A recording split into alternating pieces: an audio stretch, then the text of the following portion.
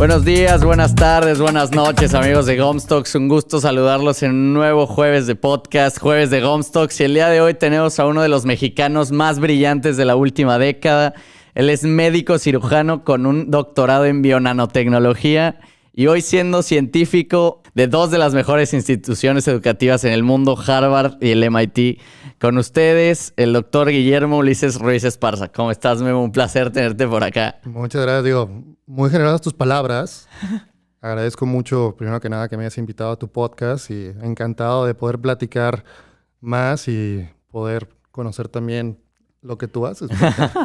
No, hombre, qué placer. Lo conocimos, Andrés y yo, cuando fuimos a grabar el Consulado de México en Boston y nos contó un poco de lo que hacía el cónsul, sacó su nombre y dijo, no, él trae a gente de México, los entera, tiene un programa, es brillante, trabaja con las dos universidades.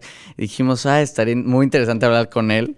Pero ahorita nos metemos en eso. Para empezar, me gustaría primero que nos contara un poco de ti, cómo empieza tu vida en Aguascalientes y qué querías ser de niño. Híjoles, ¿qué quería ser de niño? Bueno, yo, primero que nada, soy honesto. Yo me veía siendo futbolista. Ok. Yo desde chiquito siempre quería estar en la selección mexicana. Ese era mi sueño. Yo quería literal estar ahí, ser el goleador de la selección y meter los goles. Durante mucho tiempo en Aguascalientes me dediqué 100% al tema del fútbol. Sin embargo, pues, bueno, no pude ser futbolista. Pero bueno, paralelamente, estando en Aguascalientes, pues tuve una niñez muy privilegiada porque tuve una familia que siempre me apoyó y que siempre estuvieron conmigo en todos mis sueños.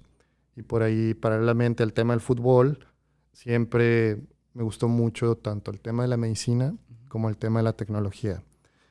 Era el típico niño que por ahí le regalan un microscopio de Navidad a los abuelitos y se pone a investigar ahí en el jardín qué es lo que hay en el microscopio.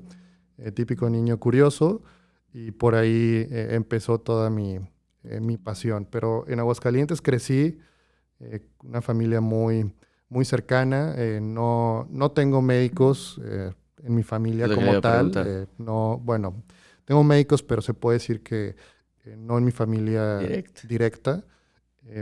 Pero por ahí la familia se dedica principalmente al tema del comercio. Okay. Siempre ha sido una familia muy emprendedora y comerciante, que por ahí me inculcaron muchos muy buenos valores. Pero en sí mi vida en Aguascalientes la recuerdo mucho, con mucha felicidad, muy familiar, mucho apoyo y también en este caso retos, obviamente familiares como todas las familias mexicanas, pero como un trampolín que me ha ayudado a estar donde estoy. Justamente eso me interesaba mucho porque mucha gente empieza a elegir su carrera por sus papás, sus abuelos que ven que les traen ese enseño. Porque vi muchos artículos sobre usted que siempre le ha gustado servir. ¿Cómo en la medicina empieza y luego decide enfocarse en el corazón y en la parte cardiovascular? Claro, pues mira, si la medicina es un área en la que si no te gusta servir, pues no estudies medicina. Básicamente debe ser el propósito principal. Hay gente que igual y les gusta otros aspectos, más la fama se puede decir, que la ciencia o que en este caso la medicina, pero bueno, para tú ser un gran médico, debes enfocarte principalmente en dar un bien al paciente. En mi caso, yo me enfoco en el tema médico y en el tema cardiovascular, debido a que pues también he tenido grandes mentores que me han inspirado y que principalmente me han guiado por el camino de, en este caso mío, la investigación cardiovascular. Fíjate, cuando yo estaba estudiando medicina, que de hecho fue toda una historia de cómo llegué a medicina, que también esa, si quieres yo te la platico, porque tampoco fue algo sencillo. Okay. Pero por ahí cuando yo estaba estudiando medicina, tuve la fortuna de tener dos mentores, primero, que en este caso vieron en mí algo en el tema de investigación, y ahí en Monterrey empezaron en este caso, a cultivar un poquito ese interés, dándome oportunidad de poder participar en varios programas que estaba haciendo, en este caso el TEC de Monterrey, y uno de ellos fue en Houston, en el Hospital Metodista. Hago un verano de investigación con un doctor muy afamado que se llama Guillermo Torre, que en ese entonces dirigía el programa de insuficiencia cardíaca y trasplantes en ese hospital en Houston. Me toca estar con él ese verano y ahí fue donde empecé a descubrir mi pasión por el tema cardiovascular. Entonces fue una parte del inicio y ver cómo él, al ser un gran médico, también tenía ese componente humano con sus pacientes, que no nada más se enfocaba en este caso en atenderlos, sino que tenía ese extra en el cual él hacía que tenía ese carisma, que las personas pues también se sentían seguras en su presencia, en que él los atendiera. Y más cuando él también, aparte de ser médico, tenía ese componente de investigación que a mí me inspiró mucho y fue uno de mis primeros ejemplos que yo dije, algún día me gustaría seguir esos pasos que en este caso el doctor Torre ha seguido durante su carrera. ¿Él fue el que despierta su conexión con la tecnología y la ingeniería? ¿O de dónde llega esta parte de que usted es médico cirujano y luego se empieza a interesar por estos temas? Sí, todo el tema de tecnología viene desde mucho antes. Yo creo que desde antes de entrar a la carrera de medicina.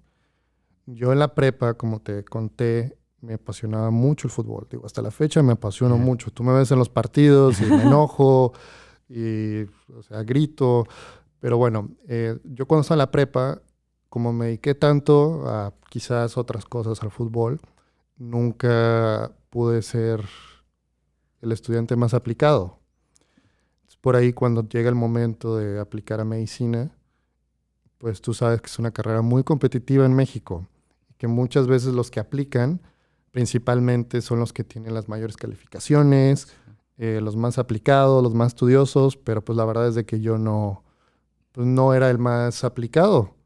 Y no tanto porque no estuviera enfocado o que no me gustara la escuela, sino que pues más bien mis prioridades quizás eran más el deporte, pero sí, todo eso deriva en que cuando yo aplico a medicina, en este caso primero apliqué de hecho al TEC de Monterrey, que fue donde terminé estudiando, primeramente no me aceptaron. Okay. No, fui rechazado de la carrera de medicina. ¿Tenía cuántos? ¿18? Tenía 16, 17 cuando apliqué. Y por ahí yo ya sabía que pues si no me iban a aceptar en medicina, pues tenía que ver qué otra iba a ser mi pasión. Porque aún así yo seguía con el tema del fútbol. Yo sabía que aún iba a ser muy difícil, porque pues también es muy competitivo llegar a jugar a un club de primera división. Digo, es complicado, no todos lo logran.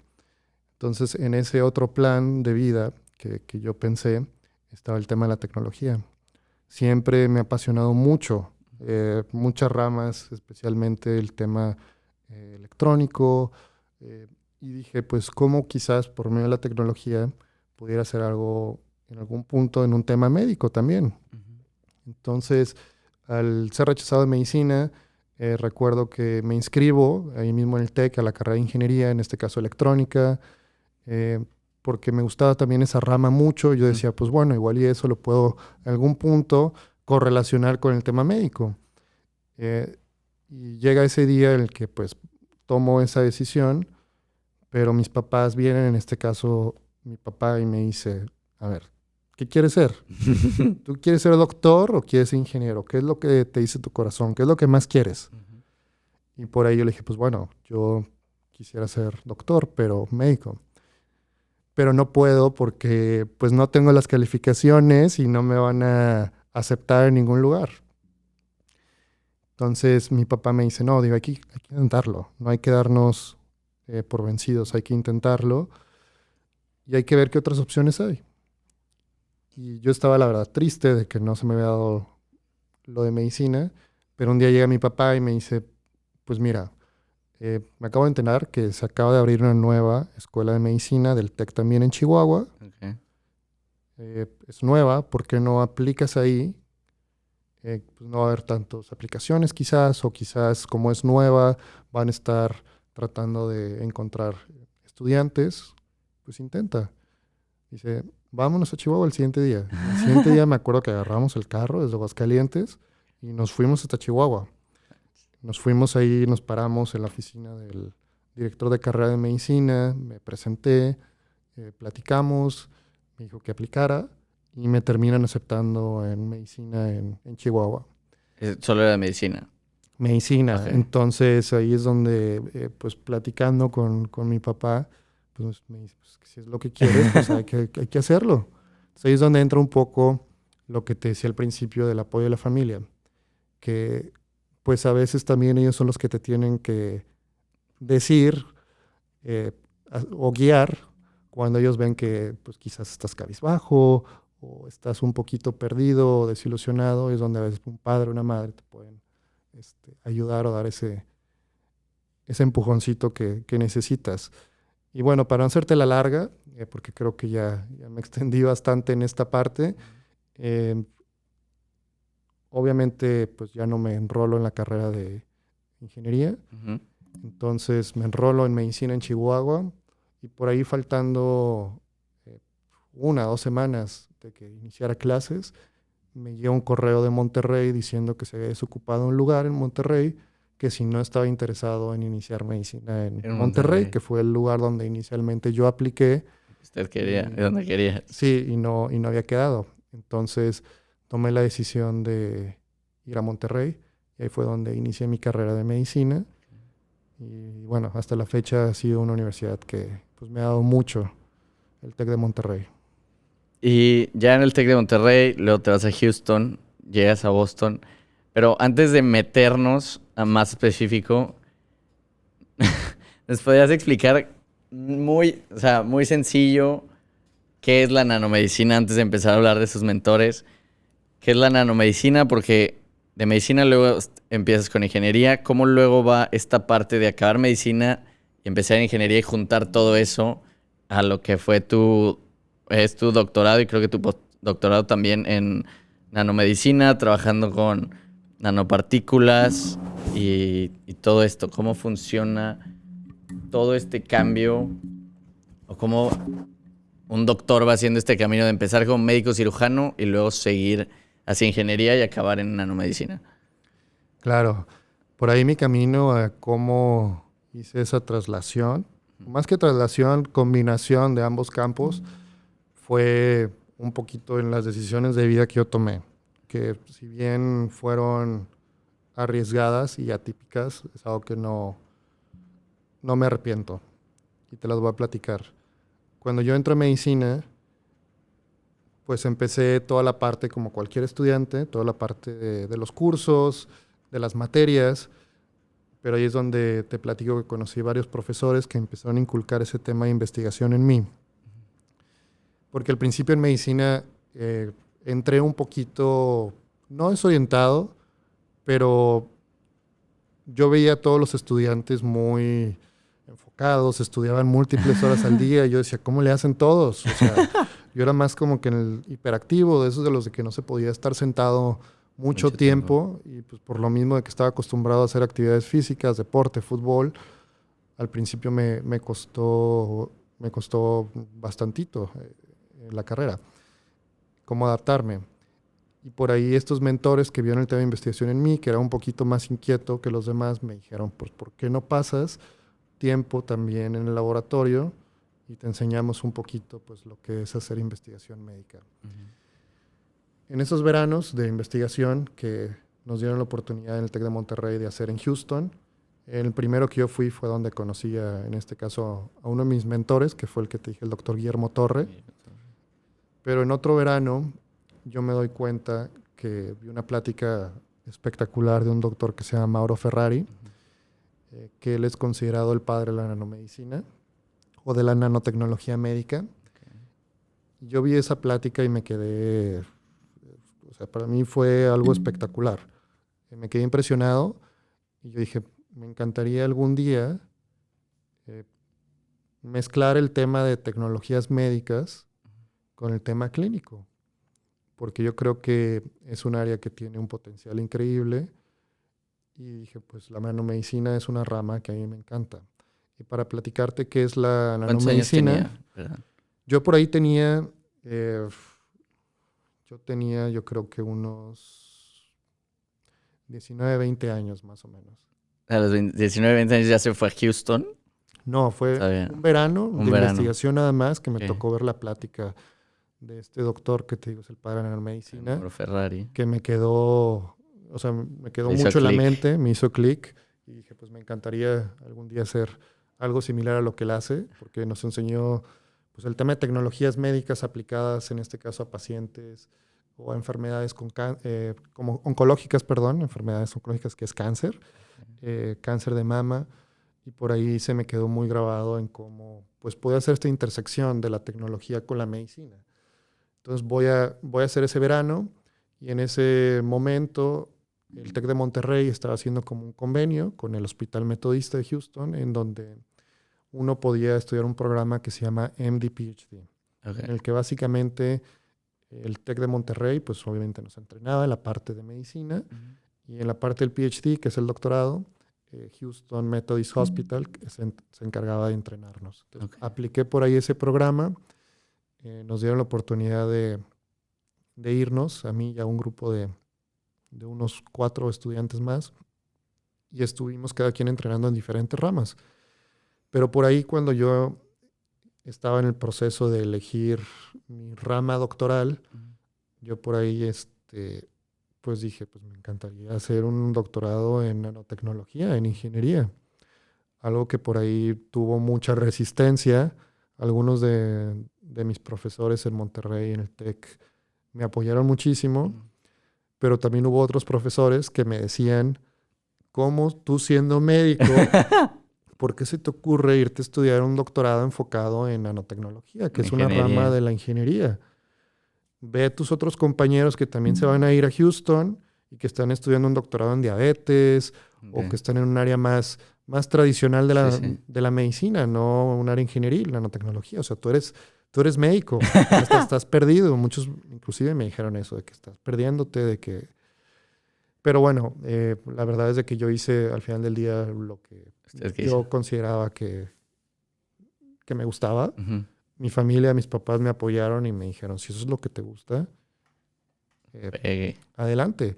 Pero bueno, antes de eso, también el proceso no fue sencillo, déjame te platico, porque por ahí en Houston, llegando, yo también tenía que encontrar la oportunidad de que me dejaran entrenar en el departamento de nanotecnología o en el departamento de nanomedicina. Entonces, por ahí me tocó ir a buscar al doctor Mauro Ferrari, Es el que usted había visto la que conferencia. es el que había visto en la conferencia. ¿Cómo fue ese proceso de pedirle una oportunidad al padre de su industria?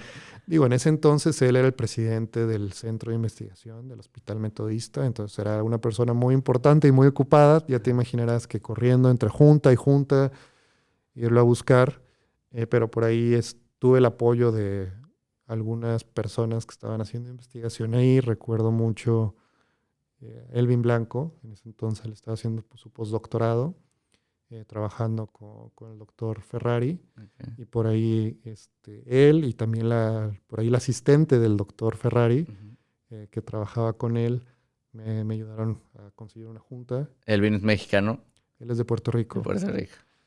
No sé, me ayudan a conseguir una junta para pues externarle mi deseo de poder hacer mi doctorado bajo de él, estudiar en su laboratorio y que se convirtiera en mi mentor.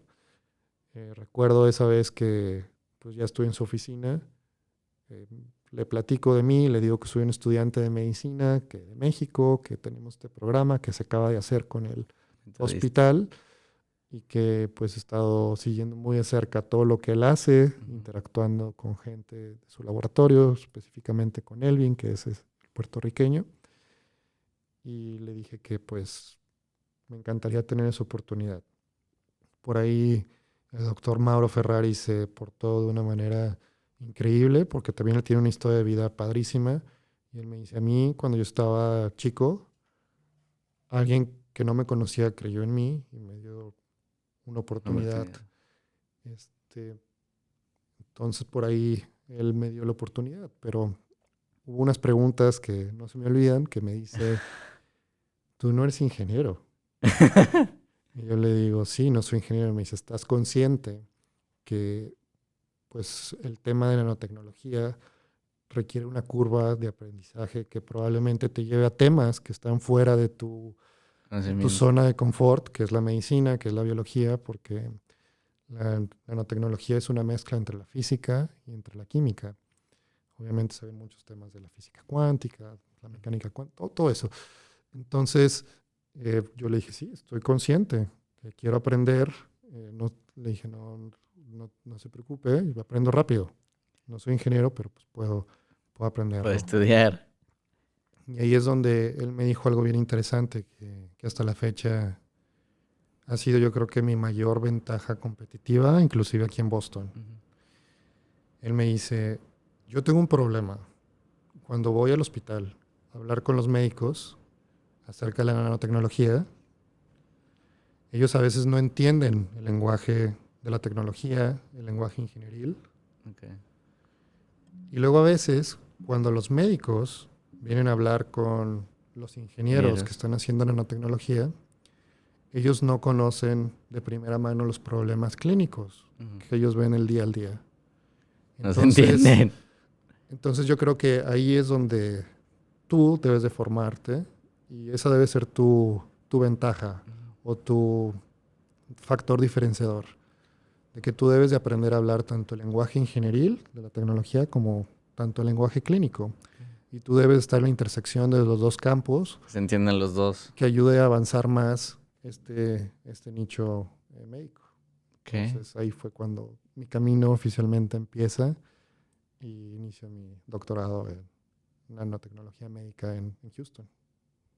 No, está qué increíble. Y ahora quiero que nos explique un poco qué es la nanomedicina, la nanotecnología.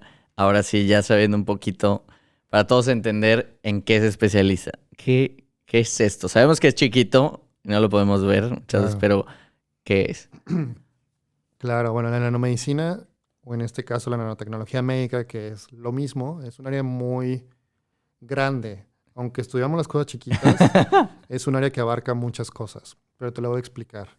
Como tal, la nanotecnología es la ciencia que en este caso nos ayuda a desarrollar tecnologías a escalas nanométricas. Estamos hablando que todo lo que se desarrolle de 1 nanómetro a 100 nanómetros de tamaño es considerado nanotecnología.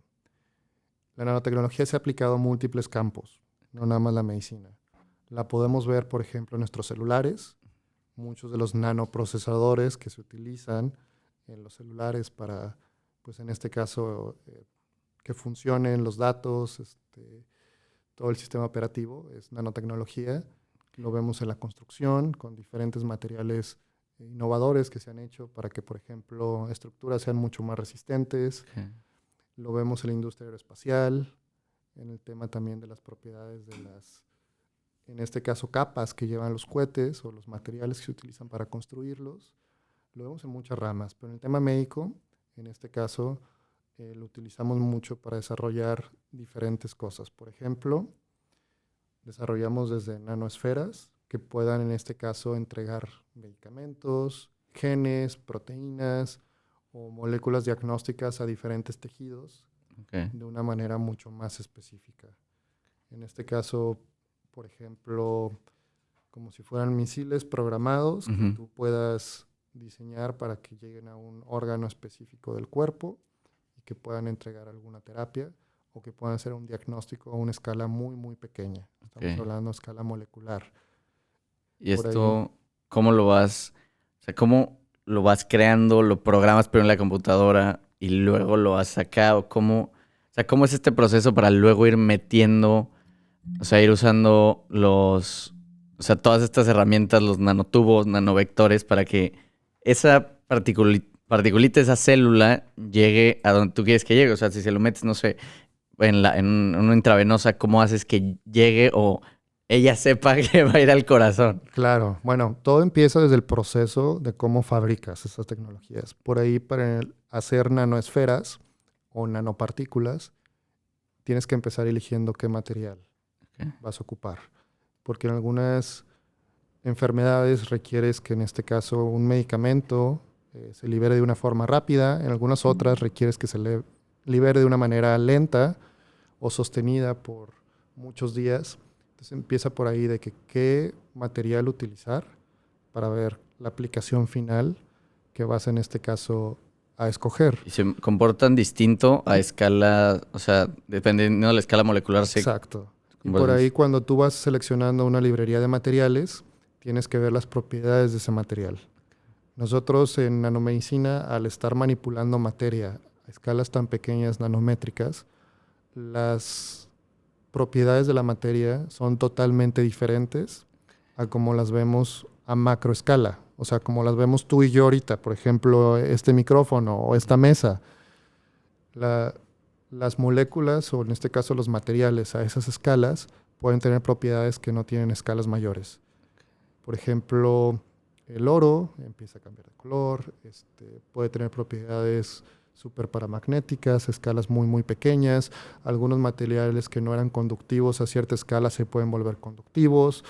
Algunos otros materiales, su resistencia cambia, su difracción. Hay muchas propiedades que a veces son bizarras, que hoy en día dentro de la mecánica cuántica nos cuesta trabajo todavía entender. Hay muchas teorías, pero es como en este caso las leyes de la física funcionan a escalas tan pequeñas, o esas propiedades cuánticas que nosotros regularmente calculamos a la hora de construir una nanopartícula juegan un papel muy, muy importante en temas de, por ejemplo, estabilidad. Cuando nosotros, en este caso, las inyectemos en el cuerpo humano, que en este caso no se vayan a deshacer, cómo van a interactuar con otras moléculas a esas escalas dentro del propio cuerpo, porque, por ejemplo, en la sangre, pues tenemos proteínas, tenemos otras cosas. Entonces, por ahí en el diseño nosotros ocupamos varias estrategias para que la nanopartícula se vuelva invisible para el sistema inmune de tu cuerpo y no las ataque. Pero todo esto se lo pones a la nanoesfera como, no sé, para que la sangre no la absorba o... Haz de cuenta, tú imagínate que es una esfera que tiene múltiples capas. Y, por ejemplo, hay algunas capas que están encargadas, en este caso, en encapsular. Puede ser un medicamento o un gen o una molécula diagnóstica. Pero hay otras capas que en este caso nosotros las ponemos y que tienen diferentes funciones. Una es hacerla, como te dije, invisible para que el sistema inmune no se coma a las nanopartículas. Porque nuestro sistema inmune, cuando detecta en este caso algo que no es parte de nuestro cuerpo, pues naturalmente lo empieza a atacar. Entonces, en el caso de nanopartículas, tenemos una capa que nos va a ayudar a hacerlas invisibles. En este caso, nosotros utilizamos unos polímeros especializados. Y luego también podemos añadir en esas diferentes capas de la nanopartícula ciertas proteínas que nos van a ayudar a hacerlas específicas a ciertos tejidos, que funcionan como si fuera el GPS de la nanopartícula. Como que lo va buscando en el cuerpo. Cuando va circulando esa nanopartícula, al tener esa proteína que quizás tenga cierta especificidad a cierto tejido, va a hacer de que se quede pegada a esa nanopartícula cuando llegue, en este caso, al lugar donde quieres que llegue. El sistema no es perfecto, pero nos ayuda a aumentar la especificidad en que lleguen las nanopartículas a donde queremos que lleguen. Y por ahí también hay otras cosas para poder hacer que esa nanopartícula llegue.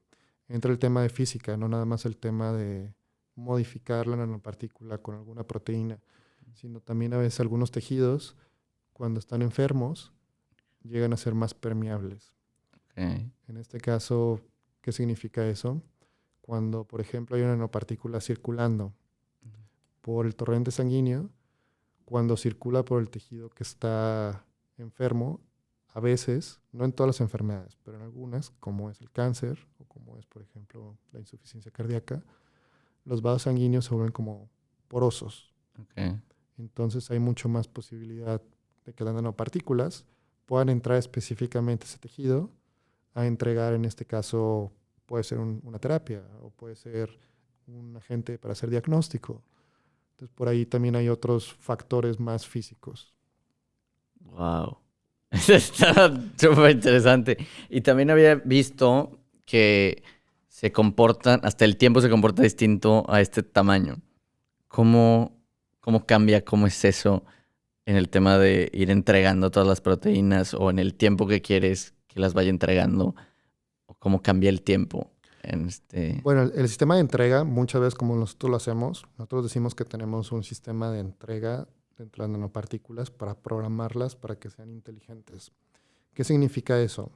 De que los materiales que nosotros utilizamos para construirlas tienen la habilidad de poder sentir el ambiente alrededor de las nanopartículas. Entonces, por ejemplo, cuando nosotros las inyectamos intravenosamente, en este caso el ambiente o el pH de la sangre es más o menos de 7.4 aproximadamente. Entonces, a ese pH las nanopartículas no van a liberar ningún medicamento.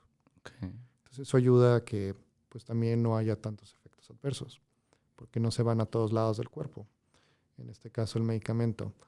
Pero cuando llega, por ejemplo, un tumor, a veces lo que pasa es de que el pH del tumor es acídico, es muy acídico. Entonces, baja 5.5 hasta 5. Entonces, eso activa las nanopartículas para que empiecen a liberar, en este caso, el medicamento de una manera inteligente y específica.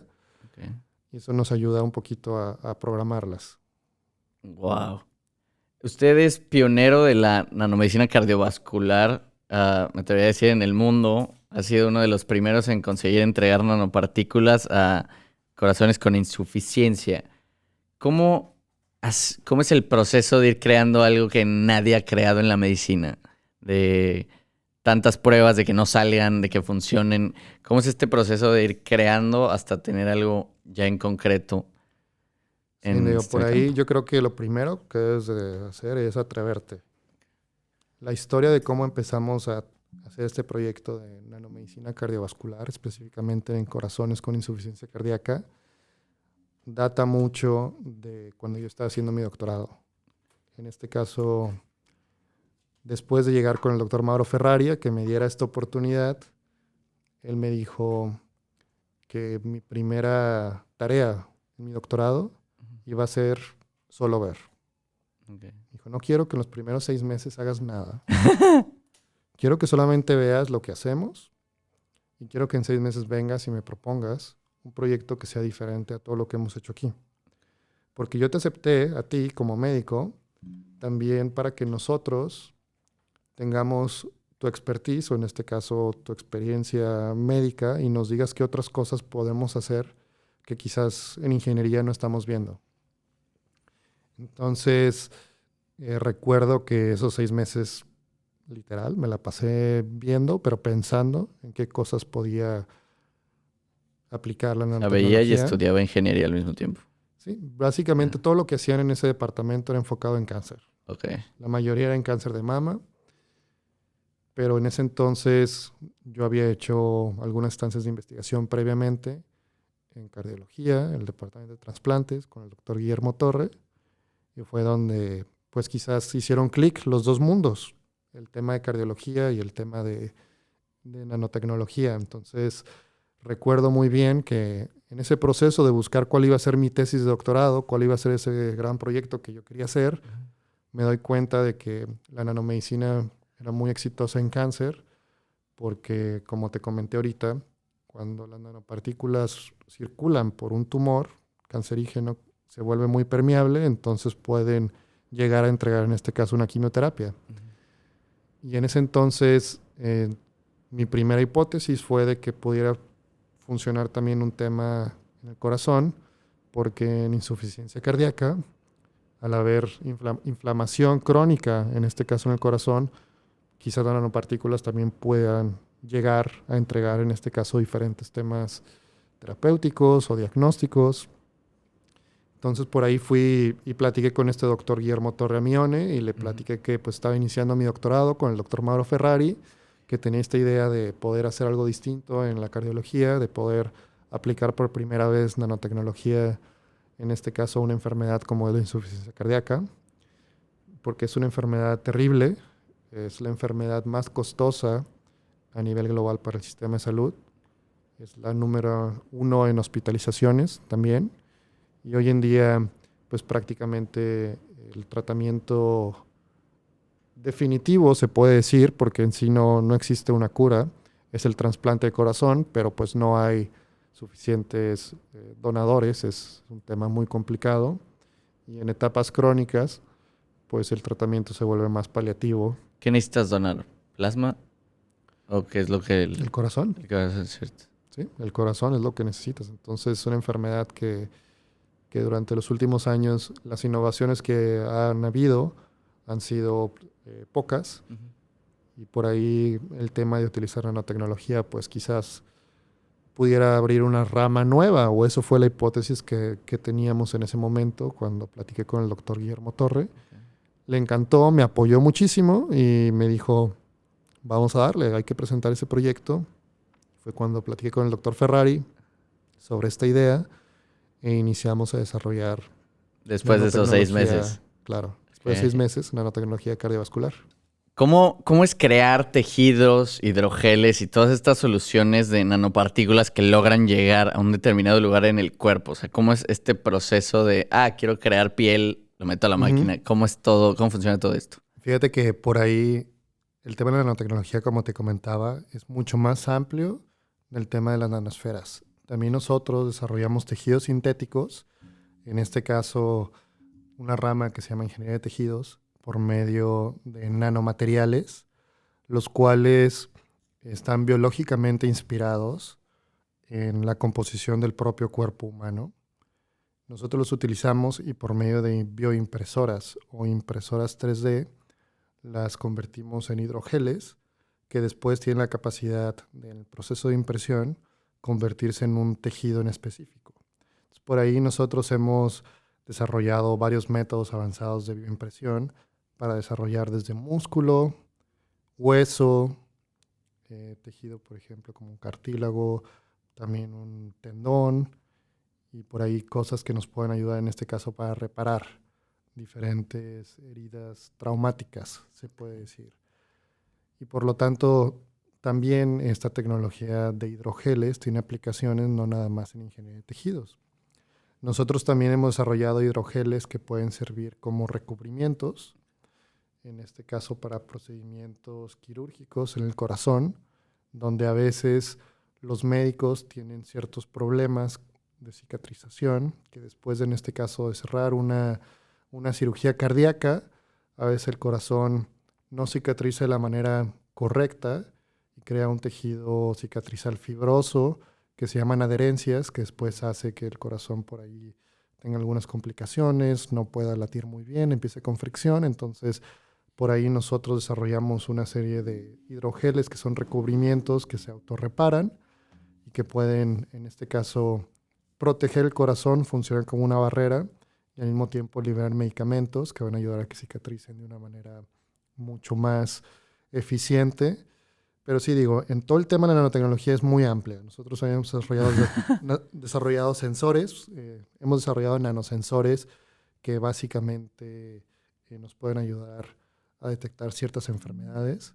Nanosensores que pueden ser utilizados, por ejemplo, en la piel, que pueden ser utilizados con una lágrima, con una gota de saliva, de muy bajo costo, estos sensores para poder, en este caso, por ejemplo, diagnosticar enfermedades como la diabetes.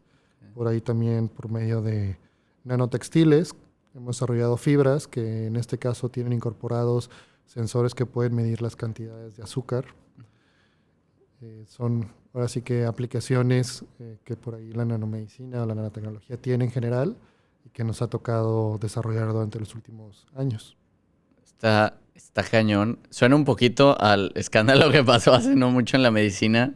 Lo que querían hacer con... Se me olvidó el nombre ahorita de la... Creo que era doctora o, digamos, la emprendedora que con una gota de sangre podía así igual diagnosticar muchas cosas. Pero suena todavía más interesante que con una lágrima puedas... ¿Qué tanta información tiene esta cosa del cuerpo? ¿Qué tanto te puede decir una lágrima, por ejemplo, de una persona? Sí, digo, por ahí cada parte del cuerpo nos puede dar una información distinta. Okay. En este caso también cada solución del cuerpo, como puede ser una lágrima o puede ser una gota de saliva, también nos puede dar información, por ejemplo, como puede ser la cantidad de electrolitos que tienes en tu sangre, en la lágrima, lo voy a repetir, como puede ser la cantidad de electrolitos que tienes en la lágrima o en la saliva, para determinar temas como, por ejemplo, nivel de hidratación. En el caso del ojo, puedes detectar enfermedades como puede ser el ojo seco, que es una enfermedad bastante común en la población. Sin embargo, también tú puedes inclusive desarrollar nanosensores específicos a proteínas específicas que estén desarrolladas. Puedes desarrollar nanosensores específicos que estén especializados para detectar proteínas de enfermedades como puede ser inclusive cáncer. Por ahí inclusive hay varios emprendedores y varios científicos que por medio del aliento, por medio de la saliva, utilizando sensores avanzados, han podido inclusive diagnosticar cáncer de pulmón. Wow. Entonces, por ahí hay muchas oportunidades y muchos avances que se pudieran hacer midiendo diferentes, en este caso, soluciones de tu propio cuerpo o inclusive tejidos también. Wow. Y yéndonos un poquito más atrás, ¿por qué eligió la parte de cardio? ¿Por qué no escogió neuro? ¿Qué fue lo que lo enamoró de este sistema tan complejo que tenemos en el cuerpo, que es el corazón? Digo, también me encanta la neurología, te voy a ser sincero, pero en el tema del corazón a mí me marcó mucho cuando yo estaba estudiando medicina y estaba haciendo mi internado, me marcó mucho ver a los pacientes con la insuficiencia cardíaca, porque esta enfermedad es una enfermedad que es discapacitante y me impresionó mucho de que muchos de estos pacientes, pues en el hospital ya no teníamos otras opciones para poder tratarlos. Como te comenté hace ratito, llega un punto en que la terapia se vuelve paliativa cuando ya la enfermedad avanzó bastante y muchas veces la única esperanza que les queda a estos pacientes es recibir un trasplante de corazón. Desgraciadamente no hay suficientes corazones, entonces por ahí el reto de cómo innovar en un campo tan complicado que hoy en día, los últimos 30, 40 años, no ha existido un avance significativo en esta enfermedad. Esto me motiva a enfocarme en la rama de la cardiología, donde yo al menos vi que existe una oportunidad de crear algo nuevo, usando por ahí nanotecnología, que quizás sea una rama ingenieril, pero es una rama que para mí creo que puede aportar mucho específicamente en esta enfermedad y por ahí eso me hizo un poquito enamorarme de la cardiología y de cómo podíamos en este caso generar innovaciones. Y es algo que yo siempre les digo a mis estudiantes, de que a veces la innovación está en la intersección de diferentes campos. Y fue ahí donde pues también se conectó todo con el tema de la nanotecnología. Hizo clic. Usted trabaja con Harvard, con el MIT, está en el board de Enactus, es fundador de Verinano. ¿Cómo trabaja con tantas instituciones y proyectos al mismo tiempo? Todas se mueven al mismo tiempo, porque si entiendo, algunas también eran de prostéticos, todas se enfocan un poquito en nano, pero ¿cómo funciona trabajar? ¿Cómo funciona su vida trabajando en tantas cosas donde también tiene que rendir al máximo porque no son instituciones menores? Digo, yo lo veo como un ciclo virtuoso. Okay. Al final del día, como yo me veo, no nada más ahorita, sino a futuro, porque los últimos años he estado muy enfocado en el tema de investigación y emprendimiento. Sin embargo, los siguientes años me gustaría dedicarlos un poquito más al tema clínico, pero yo los veo como un círculo virtuoso porque, por ejemplo, en el hospital es donde un médico a veces se da cuenta de qué es lo que falta, cuáles son las problemáticas que existen y que no hemos resuelto. Entonces, por ahí eso se conecta con mis investigaciones. Mi grupo de investigación, donde básicamente es una plataforma creativa para resolver los problemas que vemos en el hospital de primera mano que no están resueltos. Y luego por ahí, después de que nosotros tenemos la capacidad de resolver ese problema en el grupo de investigación, pues se conecta virtuosamente con el cómo hacerle para que esta innovación llegue al paciente. Y es donde entra el tema del emprendimiento. ¿Cómo escalar esto? De que se convierta más que un proyecto de investigación donde se publica un artículo científico muy bonito, esto realmente llega a generar un impacto. Entonces ahí es donde se conecta la parte de levantamiento de capital, hablar con inversionistas, hablar con otros médicos, conformar equipos y tratar de llevar ese desarrollo pues a la realidad. Entonces, más que yo vea todas estas funciones o estas posiciones que he desempeñado en los últimos años como cosas paralelas, yo las veo como algo que conecta una parte distinta de mi objetivo final, que es llevar las innovaciones, en este caso de laboratorio, al paciente. Okay. Por ahí también en cuanto al tema de Nactus específicamente, que es algo un poquito diferente, es una organización increíble, probablemente la más grande a nivel mundial en el tema de emprendimiento social.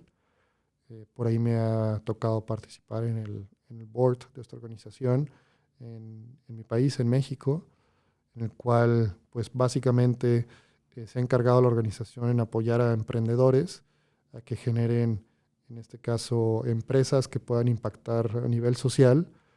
Y actualmente Nactus trabaja con miles y miles de emprendedores en México, y no nada más en México, sino en todo el mundo. Entonces ha sido una experiencia también para mí tratar de participar de alguna manera con estudiantes que también, así como yo, que les gusta el emprendimiento, pues también ellos están tratando de hacer lo mismo y quizás poner un granito de arena para poder apoyarlos en algo.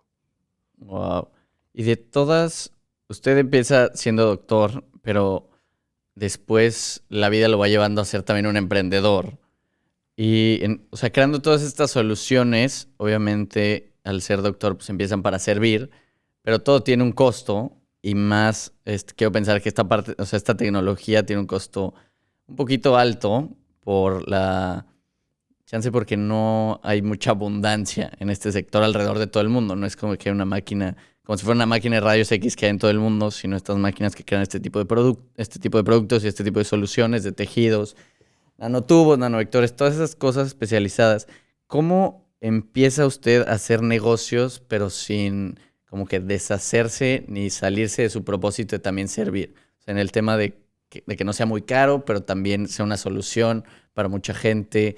¿Cómo es esta parte de ser doctor y crear soluciones viables, pero al mismo tiempo también tener que hacer dinero? Claro, digo, bueno, siempre tiene que haber un balance de todo, porque obviamente si no tienes, en este caso, recursos para poder reinvertirlos en innovación o en que una empresa continúe, pues no es sustentable. Y así es como muchas startups fracasan al final del día. En nuestro caso, nosotros lo que hemos desarrollado ha sido con la mentalidad de que sea de bajo costo, no en este caso inaccesible, porque a veces mucha gente piensa que el tema nano hace que todo sea más caro, cuando no es así. De hecho, a veces la nanotecnología simplifica procesos y nos ayuda inclusive a hacer más eficientes procesos. Por ejemplo, cada año las computadoras a veces se vuelven más veloces porque los nanoprocesadores van siendo más pequeños, entonces a veces pueden tener mucho más potencia porque pueden, en este caso, acomodar más nanocircuitos. Por ahí también pasa con muchos procesos que al final del día el hecho de que sean más eficientes, también a veces eso tiene un impacto en el costo. Yo te digo que un impacto positivo, no negativo. Por nuestra cuenta, en el tema de la compañía que nosotros desarrollamos de Verinano, nosotros hemos desarrollado varias tecnologías basadas en hidrogeles de nanopartículas para diferentes aplicaciones biomédicas, desde el tema de personas quemadas, personas con úlceras diabéticas, inclusive problemas también de salud animal, no nada más salud humana. Y nosotros lo que nos hemos enfocado en Verinano es de que al final del día todo lo que desarrollemos tenga un impacto social. No que tengamos una tecnología carísima, que sea inaccesible y que nadie pueda, en este caso, adquirir. Ese no es nuestro mantra. Y para responder tu pregunta más específicamente, nosotros creemos que cuando tú creas una tecnología que es útil y que tiene un impacto social, por más que el margen no sea increíblemente grande, tú vas a tener un superproducto que te ayude a crecer, que te ayude, en este caso, no nada más en el tema económico, sino también en el tema, en este caso, social. Y por ahí te doy un ejemplo muy, muy importante, que probablemente es la nanomedicina o de las nanomedicinas más famosas que han existido en la historia, que son las vacunas de COVID. Okay. La empresa Moderna y Pfizer desarrollaron 2 vacunas que son nanovacunas. Son nanopartículas que en este caso tienen material genético adentro y que ellos tuvieron que llegar a un costo de mercado que fuera lo suficientemente accesible pues para poder impactar a millones de personas y en este caso pues poder solucionar el tema de la pandemia. Entonces estas 2 vacunas que fueron pues probablemente las más populares en la pandemia hicieron un impacto increíble y yo creo que hicieron un gran trabajo en el tema de costo, manufactura a nivel global. Y hoy en día, pues gracias a este avance de la nanomedicina, de las vacunas que se generaron durante COVID, pues también esta pandemia pudo, en este caso, pues no resolverse porque todavía tenemos COVID en estos días, pero minimizarse, es correcto. Bueno, tú llegas de metodista a Boston hace ya unos años. ¿Qué es lo que te atrajo de Boston y por qué cambiar y tal vez no quedarte en tu zona de confort en metodista, en Houston? Ya llevabas años, estabas creciendo. ¿Qué te hace saltar a este nuevo reto en una de las ciudades más competitivas a nivel educativo, de innovación, de no solo Estados Unidos, sino también de todo el mundo? ¿Por qué decides volver a retarte a ti mismo y a seguir y a venir a esta ciudad a trabajar con Harvard y el MIT? Quería aprender cosas nuevas principalmente, ya que en Houston me había enfocado principalmente en sistemas de nanopartículas para encapsular medicamentos y aquí quería venir a aprender de los mejores otras ramas de la nanotecnología, como era el tema de ingeniería de tejidos sintéticos por medio de nanomateriales, el tema de nanosensores, nanomateriales para hacer hidrogeles. Eran ramas que la verdad a mí me llamaban muchísimo la atención y en este caso se me dio la oportunidad de venir a estudiar un postdoctorado en el 2016 aproximadamente con uno de los principales doctores especialistas en todos estos temas, el doctor Ali Kadam Husseini, que ahorita está en Los Ángeles, ya no está aquí en Boston. Entonces me vine a entrenar bajo de él a este programa de Ciencias de la Salud y Tecnología de Harvard y de MIT, donde posteriormente me quedé a continuar como investigador principal, haciendo mis propios proyectos. Pero sí, eso me motivó, el tema de querer aprender cosas nuevas, de querer seguir creciendo, y también porque yo veía que el ecosistema de innovación de Boston era un ecosistema que nos iba a ayudar no nada más a desarrollar investigaciones, sino también de cómo llevarlas, en este caso, al paciente, y ahí es donde entra el tema del emprendimiento, que es algo que pues muy pocos ecosistemas a nivel global lo tienen, y yo sabía que viniendo a Boston iba a tener la posibilidad de no nada más hacer investigaciones, sino que también poder tratar de llevarlas a un tema más de emprendedurismo. Ok. O sea, me imagino que en todos tus proyectos has hecho millones de pruebas y también en la carrera. O sea, no solo tal vez no encontrar oportunidades o no saber qué hacer, como la que me contaste que no entraste en la primera chance del TEC de Monterrey. ¿Alguna vez pensaste en cambiar de carrera y decir esto no es para mí? O ya estando en Houston o estando aquí en Boston, alguna investigación de fallos que no hayan servido, de desesperación que dices que tal vez ya hasta aquí llegué y ya no. Pues hubo 2 momentos que yo creo que más momentos, pero te voy a platicar brevemente esos momentos.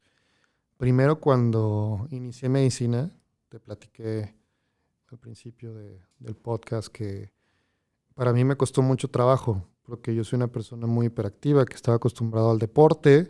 En este caso, pues como te dije, yo quería ser futbolista, no se podía. Y entré a una carrera que pues requiere mucho tiempo de estudio, estar sentado, estar leyendo, tener la disciplina de hacerlo a diario. Y yo, una persona que estaba más acostumbrado a la actividad física, me costó muchísimo, al punto de que en el segundo año de medicina yo estaba a punto de dejar la carrera. Yo decía, pues esto no es para mí. Yo veo a todos mis compañeros que les va súper bien y yo, pues la verdad estoy batallando.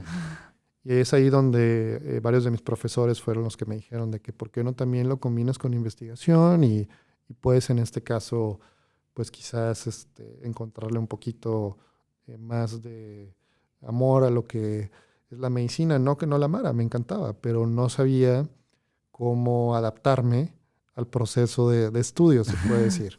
Pero bueno, eso es algo que tuve que aprender, lo terminé aprendiendo muy bien y ya después me empezó a ir muy, muy bien.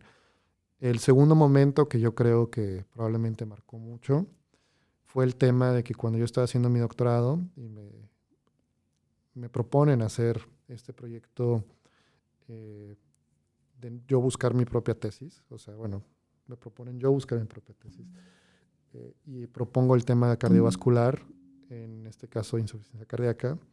En mi departamento de nanomedicina muchos profesores me apoyaban, pero también otros me decían que era un proyecto muy riesgoso y como tú sabes, a veces en un doctorado, si tú no terminas tu tesis, no te gradúas. Entonces, te puedo decir que el último año del doctorado fue cuando todo me salió bien, pero los primeros años, al principio, pues era un proyecto muy difícil, nadie sabía si iba a funcionar, que era en este caso la primera vez que íbamos a aplicar una tecnología de insuficiencia cardíaca. Entonces, yo veía a mis compañeros del doctorado avanzar mucho más rápido que yo, que quizás estaban haciendo proyectos mucho más seguros en ramas conocidas. Entonces, durante ese periodo sí estuve muy dudoso y en algún punto sí pensé que pues no iba a terminar el doctorado porque pues no era como que todo salía a la primera y tardó tiempo en funcionar. Fue al final cuando vimos que realmente pudo aplicarse la tecnología que teníamos en el corazón, cuando las cosas realmente empezaron a salir bien y por ahí pues todo cambió. Fue un proyecto en el que inclusive mis mentores pudieron convencer a un donador muy importante que de hecho es de Boston, con la tesis que hice del doctorado para hacer un centro de investigación de nanomedicina cardiovascular en el Hospital Metodista de Houston, que se llama George and Angelina Costas for Cardiovascular Nanomedicine, porque pues, fue una etapa donde nadie creía que iba a funcionar, pero funcionó, y como funcionó fue una novedad muy grande que atrajo pues a veces ojos externos que creyeron en el proyecto y que en este caso se desarrolló este centro de nanomedicina cardiovascular en Texas. Entonces fue algo como que polarizante. Primero estuve a punto de abandonar el proyecto y luego terminó en algo muy bueno por querer seguir continuando. Y el último reto que he tenido mucho pues ha sido el tema del emprendimiento. Emprender no es fácil. Emprender es doloroso. Como dice Elon Musk, es como agarrar un vaso de vidrio, romperlo y comerte los vidrios.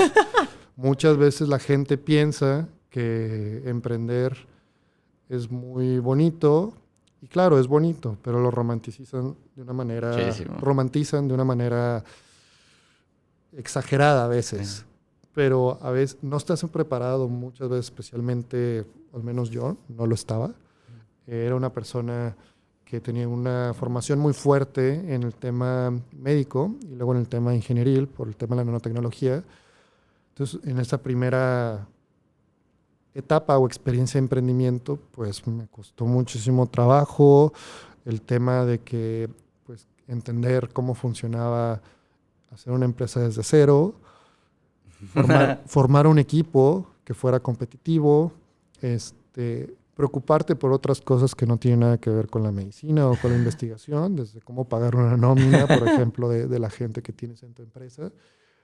Fueron una curva de aprendizaje que fue dolorosa, que me sirvió mucho y que al final del día pues me hizo mucho mejor persona, no nada más mejor profesionista, porque tuve la posibilidad de conocer a gente increíble en el camino del emprendimiento y que hoy en día pues ahora ya sé cómo funcionan las cosas y que sé que cada vez que uno piensa en una nueva idea y quizás quiera hacer un nuevo emprendimiento, pues ya sé dónde no caerme. Uh-huh.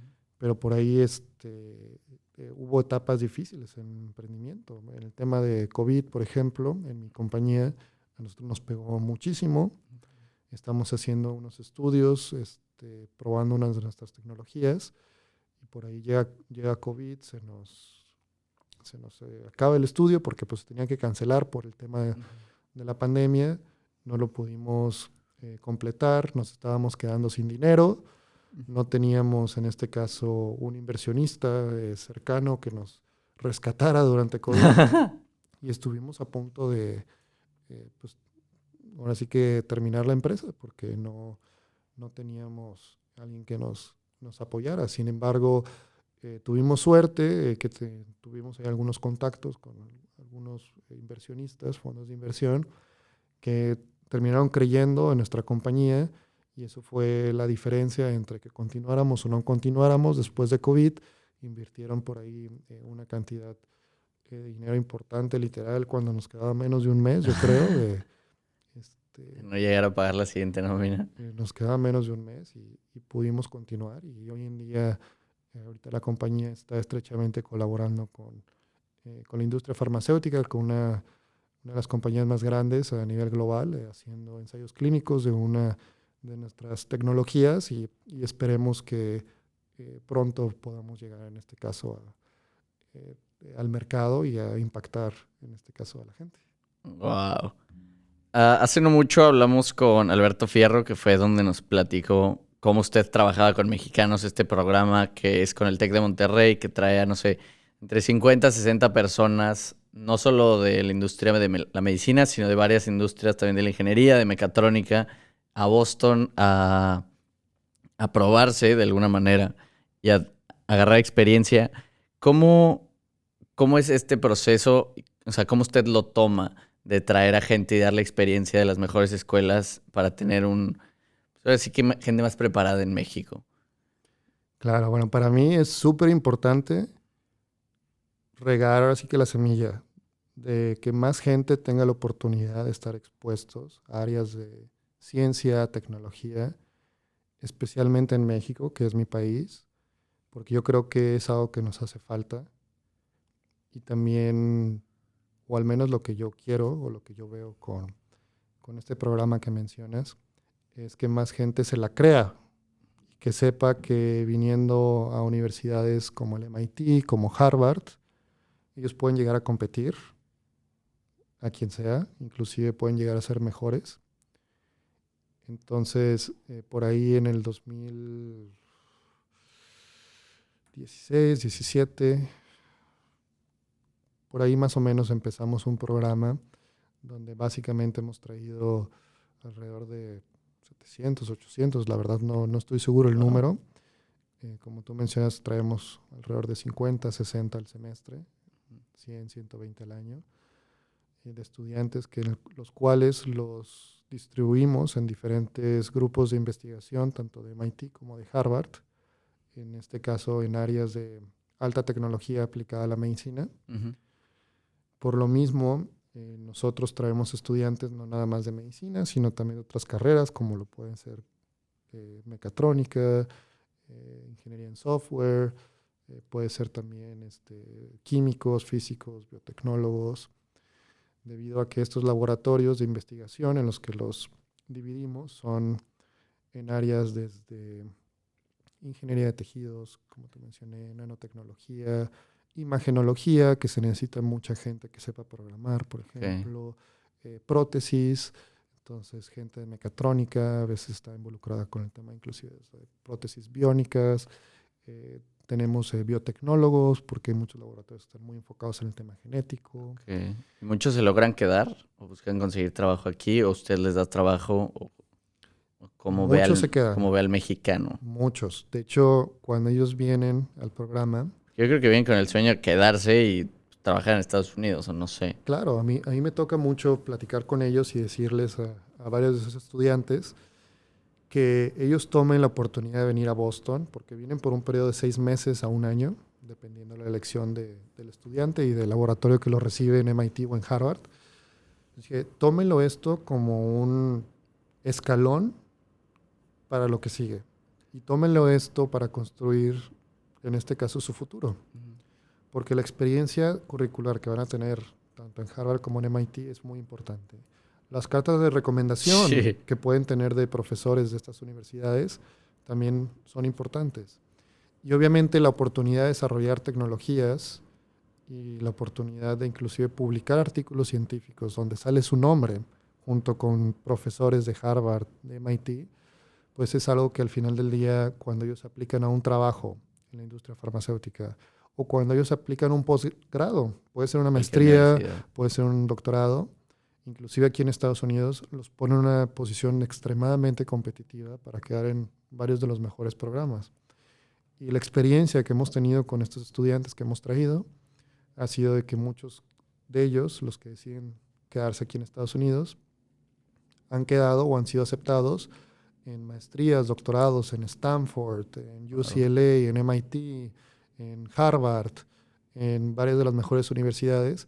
Yo creo que con eso pues, se cumple el objetivo de que atraer mexicanos para abrir las puertas para que compitan en las grandes ligas y que después creemos una base fuerte de mexicanos que estén en Más áreas robusta. importantes de ciencia y tecnología y que ellos mismos pues repliquen ese modelo y que traigan más mexicanos, porque así pasó, por ejemplo, con los chinos. Los chinos tienen una gente, los chinos tienen una masa de gente muy grande Sí. enfocada en ciencia y tecnología, y eso ha sido una de las razones del por qué se han convertido también en una superpotencia, porque ellos pasaron de convertirse en manufactura a creadores. Sí. Ellos ya crean su propia industria, ellos ya tienen sus propias compañías, sus propios innovadores, y todo fue un proceso en el que los chinos empezaron a entrenarse y especializarse cada vez más. Entonces, ¿cómo le hacemos en México para que más gente tenga la oportunidad, pues también de conocer un ecosistema tan emprendedor como es Boston y estar expuestos a todas estas tecnologías y ellos mismos aprender también de cómo desarrollar esto para que ellos vean de que, bueno, yo puedo también hacer lo mismo. Sí. O sea, estoy en un ambiente donde veo que los demás pueden, pues yo también puedo. Y este programa que hemos desarrollado con el TEC de Monterrey nos ha pues demostrado que los estudiantes mexicanos pueden, que lo han hecho tan bien o inclusive mejor que muchos estudiantes de aquí, y muchos de ellos están empezando ya a brillar en sus Campos. diferentes campos en estos últimos años. ¿Y qué tanto es la barrera? O sea, ¿qué tan cierto es que sí hay una barrera sobre el dinero o chance como un misconception de que, no, pues es que ellos están ahí porque tuvieron suerte? Que personalmente yo no creo. O sea, yo creo que de muchas de las personalidades con las que hemos hablado, de su brillante carrera, de, por ejemplo, con Isaac Hernández, el mejor bailarín del mundo, se ve que siempre hay una disciplina y que el mexicano que sobresale es alguien que ha trabajado o sea, desde siempre ha sido alguien muy disciplinado, alguien que busca algo más allá. Pero en México nos ponemos barreras por cualquier cosa. Y pues digo, usted y yo lo vemos porque pues, somos mexicanos, chance pasa en otros países, también de tercer mundo. Pero, ¿qué tanto usted cree que es cierta la barrera del dinero o que no haya tantas facilidades económicas para un estudiante de México en venir a Estados Unidos a competir en estas universidades? Mira, te voy a decir algo. Yo pienso que en este caso cada quien tiene un inicio diferente en la vida y que hay personas que gracias a sus familias o gracias inclusive a un tema económico, sí les es más sencillo acceder a cierta educación, a ciertas oportunidades que a los demás. O sea, es una realidad. Sin embargo, eso no es un pretexto para no querer salir adelante y sobresalir y competir y tratar de llegar lejos. Yo creo que cuando una persona quiere, se puede. Hay los medios. Hay becas donde uno puede aplicar para doctorado, para maestría. Por ejemplo, aquí en Estados Unidos, cuando tú aplicas un doctorado y te aceptan, la mayoría de los doctorados, la beca es del 100% y luego aparte te pagan porque Claro. estás trabajando como investigador en el laboratorio. Y mucha gente en México que termina la universidad puede aplicar inclusive directo al doctorado sin maestría. Okay. Muchos doctorados no te piden maestría, la realidad. Yo no hice una maestría, por ejemplo. Entonces, es también el tema de querer y ponerse las pilas. Y muchos dicen, pero es que no sé cómo hacerle. Ahí es donde los mentores yo creo que juegan un papel fundamental. Es acercarse con alguien que ya esté en esa industria o que haya hecho ese camino parecido al que tú quieres, buscarlo, acercarse y pedir ayuda. A veces a mucha gente le da miedo pedir ayuda, pero muchas veces te va a sorprender. A veces pedir ayuda no tiene nada de malo y en una de esas la persona que menos piensas que te va a contestar probablemente vaya a terminar jugando un papel crítico en tu vida. Yo creo que es el tema de atreverse, de querer, en este caso, hacer las cosas y también rodearte de un círculo en el cual pues te den esos consejos y esa guía para poder dar los pasos que tú quieres hacer. Y de experimentar también, siento, ¿no? Porque nos quedamos viendo, aparte más mi generación, que pues está TikTok, está Instagram. Perdemos demasiado tiempo en eso y se nos olvida salir a explorar y ver qué nos gusta, porque yo lo escuché antes de llegar a la universidad, de que, ay, no sé qué hacer. Es como, ok, sabes qué te gusta, pero ¿qué estás haciendo para descubrir qué te gusta hacer? Entonces también experimentar de, ok, me gusta finanzas, voy a ver, voy a platicar con gente de finanzas. Me gusta la medicina o me interesa medicina. Ok, quiero ver qué es la medicina, qué de verdad me interesa, cuántas ramas hay de ella. Igualmente ingeniería, de mil cosas. También siento que experimentar es una parte clave. Y usted ha ganado, ay, perdón, tú has ganado el T35, es un premio para los innovadores más grandes debajo de 35 años, el Harvard Pilgrim Healthcare Award and the Future of Health Technology Award by the MIT. Es una de las promesas más grandes de México, menor de 40 años. ¿Qué tanto has sacrificado por esto? ¿A qué tú has visto que chance no has tenido, que has perdido a cambio de ser quien eres hoy? Y si te arrepientes de algunas decisiones. Complicado. Yo creo que lo que más he sacrificado es mi familia que está en México. Okay. Obviamente yo creo que es lo que más me ha costado. El hecho de estar lejos, de haber salido de mi casa muy chico, desde los 17 años, para primero estudiar medicina y luego venir a Estados Unidos y estar en Boston, que está muy lejos de Aguascalientes. Yo creo que es lo que más me ha costado, porque yo tengo 2 hermanas, tienen ahorita ya hijitos.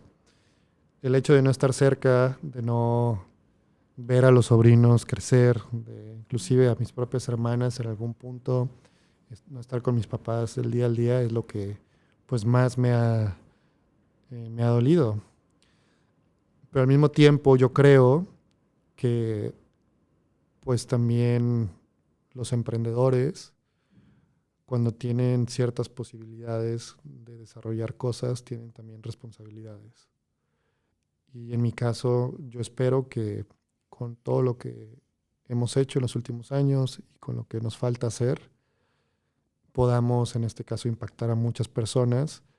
Y para mí yo creo que sería un poquito egoísta quizá regresar a Aguascalientes, donde muy difícilmente, desgraciadamente, no podría hacer lo que hago aquí en Boston.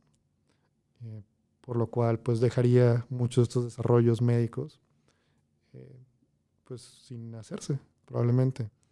Entonces me duele mucho, obviamente no estar en mi casa, no estar con mi familia, pero pues también yo he estado haciendo mi propia vida aquí en Estados Unidos y tengo muchos amigos que pues se han convertido en familia por acá y que han sido pues parte crítica también de mis pasos aquí en Boston. Obviamente mi familia también desde México lo ha sido siempre y siempre lo será. ¿Se arrepiente en todo este camino de algo o hay algo que hubiera hecho distinto? Pues mira, te voy a decir algo. Obviamente me hubiera encantado estar con ellos, con mi familia en México, pero también todo lo que he vivido no lo cambiaría. Yo creo que me ha hecho una persona muy resistente a las dificultades, porque han sido también muchas cosas que han por ahí pasado. Y también me he hecho una persona que ha estado mucho más consciente con lo que quiere y cómo puede impactar, en este caso, al mundo. ¿Cuál es su lugar en el mundo? Se puede decir. Entonces no me arrepiento del camino, aunque no ha sido perfecto, ha sido muy satisfactorio. Ha recogido todos los premios que mencionaron, ha conocido presidentes y hasta el rey Carlos III de Inglaterra. ¿Alguna vez pensaste cuando estabas en Houston, Aguascalientes, que ibas a llegar o cuando empezaste a tener una solución? O sea, chance no literalmente en la mano, pero cuando estabas creando todo esto, ¿pensaste o sea, en el final o como que ibas a llegar hasta esto o fueron cosas que fuiste recogiendo en el camino? Bueno, te voy a ser sincero. Para mí todo el tema de premios y conocer presidentes y todo eso, o reyes, ¿O a dónde apuntas? Ajá. eh, la verdad nunca ha sido ni es mi propósito. O sea, es bonito que te reconozcan y es bonito que reconozcan a la gente. Obviamente no te voy a decir que no me gusta, pero nunca ha sido mi finalidad. Nunca me imaginaba quizás, como tú dices, conociendo a un rey o etcétera, pero también yo creo que está bien no obsesionarse por ese tipo de cosas y más bien imaginarse qué es el impacto que quiere hacer uno en este mundo. Entonces, si tú me preguntas lo que sí me imaginaba, yo sí me imaginaba haciendo tecnologías para la medicina. Eh, sí me imaginaba viniendo a Boston. De hecho, hubo un tiempo en que cuando yo termino mi doctorado, por ahí algunas personas me dijeron que no podía venir para acá, que no tenía inclusive hasta la capacidad de estar acá. Pero yo siempre me lo imaginé y lo logré, me vine para acá. Y sí me imagino en un futuro siendo un médico que esté en un hospital viendo pacientes, pero que también esté creando las nuevas tecnologías a futuro para poder impactar a las personas que lo necesitan. Wow. Para ya ir cerrando un poquito, me gustaría preguntarte también, después de ya haber completado todo esto, haciendo un par de soluciones, teniendo otras cocinándose también, ¿qué te sigue emocionando cuando te levantas todos los días? ¿Seguir buscando una solución? ¿O todavía tienes esas noches largas donde se te ocurre? ¿O qué haces cuando te despiertas? ¿Qué es lo primero que dices? Quiero hacer esto de que, por ejemplo, no sé. Muchas cosas. A veces siento que estoy no perdiendo tiempo, pero me gustaría a veces hacer un poquito más. Me gustaría mucho estar un poquito más en el tema clínico, que es algo que no lo he hecho por estar más enfocado en investigación, pero es uno de mis propósitos probablemente para dentro de un año. Sin embargo, todas las noches me despierto, bueno, no todas las noches, eso es exagerado. Cuando me despierto en las noches, quizás pensando en temas profesionales, siempre me pongo a pensar en qué es lo que sigue, que quizás no he hecho y que quizás pueda, en este caso, generar un impacto positivo en la comunidad donde estoy. Y no siempre debe ser en medicina, puede ser a veces en otros temas. Por eso también estoy muy involucrado en el tema de emprendimiento, que a veces quizás es platicar con alguien, quizás a veces las obras más pequeñas, a veces son las que tienen el impacto más grande. Entonces, si un día yo puedo hacer la diferencia, aunque sea una sola persona, para mí es más que suficiente. Y esas noches que a veces me levanto, puedo estar pensando desde el siguiente proyecto que quiero hacer en nanotecnología hasta en un estudiante que quizás me habló un día antes para pedirme un consejo y quizás estoy pensando cómo resolver ese consejo que me pidió. Entonces... Wow. Solo queda una antes. Yo tengo una pregunta. Se me ocurrió ahorita hay chances para todos. O sea, usted al ver todas las enfermedades cardiovasculares, ¿qué es lo que más ve? ¿Qué es el problema que hacemos o sea, en general en nuestra vida diaria, todos los humanos, que más afecta al corazón? El estilo de vida. que tenemos. O sea, un estilo de vida sedentario. Okay. La nutrición que tenemos es pésima. El tema de que no hacemos ejercicio. Yo creo que esos son los problemas principales. O sea, el estilo de vida, lo que nos ha llevado a que tengamos tantas enfermedades. Yo creo que la nutrición y el ejercicio es vital. Y la nutrición, hoy en día, con todas las cosas sintéticas que hay por ahí en los supermercados, es cada vez más difícil llevarla de una manera correcta. Entonces es importante que la gente también ponga atención, qué es lo que realmente está comiendo. Y la última, antes de pasar a nuestra dinámica, un consejo para todos los jóvenes que nos están escuchando hoy y que chance no saben o que quieren seguir su sueño. ¿Qué les diría a ustedes, todos ellos que están en el camino? Chance a doctores que están por empezar la carrera o quieren aplicar y no saben a todo lo que se van a enfrentar. ¿Qué les diría? Que se atrevan a experimentar nuevos caminos, que no nada más se basen por lo que ven que otras personas han hecho y que ellos se enfoquen en hacer su propia historia, sin importar lo que los demás opinen de esa historia que ellos quieren hacer. Increíble. Muchísimas gracias. Doctor Memo, tenemos la dinámica del sobre. Les voy a enseñar. Aquí está el sobre del Gomstocks 35. Hasta ahorita le voy a decir a Memo quién fue el autor. Esta vez no lo podemos hacer como siempre porque esto fue en Zoom, pero la pregunta es de Isaac Hernández, mejor bailarín de ballet del mundo. Es mexicano, es de Guadalajara y él le dejó esta pregunta sin saber qué es. Usted la va a leer a la cámara, nos va a hacer favor de responderla y luego usted va a tener el poder de ahora escribirle una pregunta al participante del siguiente capítulo, también sin saber quién es. Muy bien. La pregunta que dejó Isaac es: ¿qué es el éxito? La escribió en inglés. Para mí el éxito es muy sencillo. Ser feliz. Uno puede ser el mejor emprendedor del mundo o el mejor médico del mundo, pero si uno no está feliz al final del día con lo que hace, no eres exitoso. Para mí, ser feliz en lo que te apasiona, en lo que haces, y no nada más en el tema profesional, sino también en el tema personal.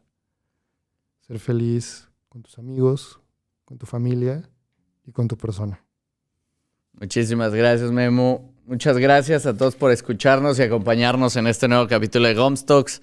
Fue un placer volverlos a tener. Nos vemos la siguiente semana, el siguiente jueves. Vayan a seguir a Memo, todas las investigaciones que él está haciendo. Están todos sus papeles en Harvard, del MIT, sobre todos lados. Y en tus redes sociales, que te sigan. Sí, hay Dr. Ruiz Esparza en Twitter, Instagram, Facebook. Me pueden encontrar así. En LinkedIn también lo pueden revisar. Tienen todos lados y experimenten. Y como siempre, inspiren y déjense inspirar. Que tengan un bonito día.